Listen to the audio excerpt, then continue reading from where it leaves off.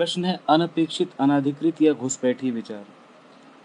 अनाधिकृत या घुसपैठिए विचार दुनिया भर में करोड़ों लोगों के लिए वर्तमान में पीड़ादायक हो सकते हैं, किंतु भविष्य के मानव जीवन में होने वाली सभी तरह की उथल पुथल में भूमिका निभाने वाले वरीयता क्रम में ऐसे घुसपैठी किस्म के विचारों का स्थान पहले 3 स्थानों में से एक या अधिकांशतः प्रथम ही होना चाहिए।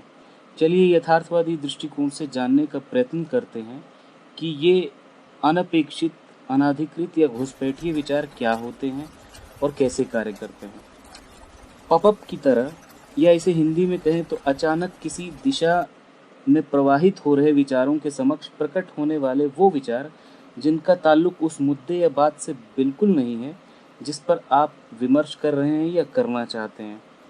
ये विचार अजीब और हास्यास्पद भी मालूम हो सकते हैं। इनसे निजात पाने या राहत के लिए प्रयास करने पर ये और अधिक हावी होते जान पड़ते हैं। कई बार ऐसा जान पड़ता है कि विषय पर से ध्यान भंग कर ये विचार अपनी ओर ध्यान आकर्षण चाहते हैं। विचार स्थल या मन स्थिति में इनकी मौजूदगी से तात्कालिक चिढ़ या घृणा उत्पन्न हो सकती है। ऐसे विचार उग्र, आक्रामक, निषिद्ध या वर्जित कर्मों के साथ ही कामुक गाली गलौज के उन अपभ्रंश संज्ञक शब्दों को समेटे हुए हो सकते हैं जो ग्रामीण परिदृश्यों से आए हों। इन पर यदि ध्यान दिया जाए तो सामान्यतः ये विचार अनपेक्षित, अनावश्यक या अवांछित कार्य को करवा लेने की उत्तेजना या आवेग लिए होते हैं। अन्य शब्दों में ये भी कहा जा सकता है कि एक व्यक्ति के सामान्य व्यवहार, जीवन मूल्यों और सहज जीवन इच्छाओं के प्रतिकूल या विपरीत कोई आवेग इनमें हो सकता है।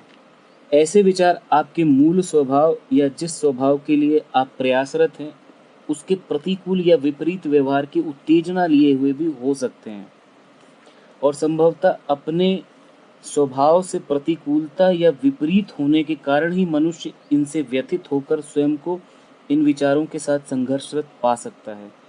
कई बार ऐसे विचार किसी दूसरे को या स्वयं को हानि पहुंचाने की चेष्टाएं भी हो सकती हैं। इन विचारों की अधिकता अवसाद और कभी कभी आत्महिंसा का दौर लिए हुए भी हो सकती है। ये विचार अवांछित, अनपेक्षित इसलिए भी कहलाते हैं क्योंकि कई बार किसी अपने प्रियजन, निरीह या असहाय व्यक्ति के विरुद्ध मन में यकायक प्रकट होकर चिंतन या विमर्श के दूसरे मार्गों को भ्रमित करते हैं। यथार्थवाद की दृष्टि में हम इन विचारों को अवचेतन का मलबा या मानव जीवन यात्रा के कालांतर में विकृत अंधविश्वासों के मनगढ़ंत रूपों में स्वीकार कर सकते हैं, किंतु जब हम इन्हें एक दूसरी दृष्टि में रहस्यवाद या भाग्यवाद की कसौटी में रख कर देखते हैं तो हम इन विचारों को अतीन्द्रिय अवधारणा या आकाशीय जागृति के संवेदी भावों की श्रेणी में रखते हैं।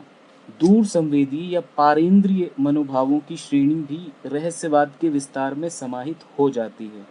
दूर देश किसी के याद करने को हिचकी आने जैसी बातों से जोड़कर देखना भी रहस्यवाद का विषय है। कक्षा या हाल में बैठे ढेरों लोगों के बीच अपने मन में आई बात या गीत को कुछ अंतराल के बाद किसी और के मुंह से सुनना या गुनगुनाते देखना भी रहस्यवाद की विषय वस्तु है।